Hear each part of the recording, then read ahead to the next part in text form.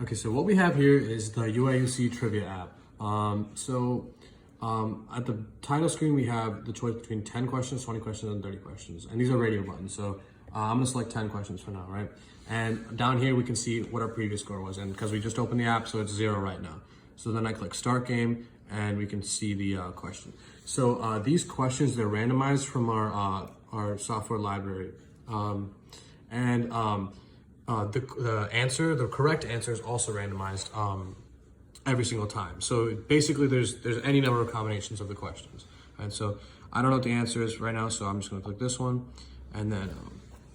And then also we have a timer at the bottom of the screen so that you have an incentive to try and finish the quiz as quick as possible, and it also prevents cheating and then, just like looking up the answers. So as we can go through, like if you let one just stop, it just goes, it just goes on to the next question instead of stopping the quiz as a whole. And then as you finish the quiz.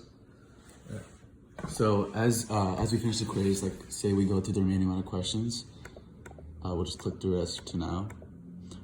So you get the end game screen. It says congrats on finishing the quiz, and it shows your score, displays your score over here. And you can click on retry, and now we can see over here it shows your previous score. And you can go ahead, just click any questions you want to start the game, and then go ahead. So as far as making the app, this right here is like a text view. We just made that bigger. We changed the background for this text view, and then for the actual background.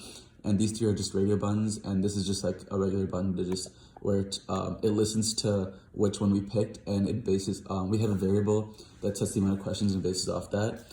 For the timer, we used the Android feature of countdown, and it turns red as the numbers go down as well. So that's another, we just changed the text color for that.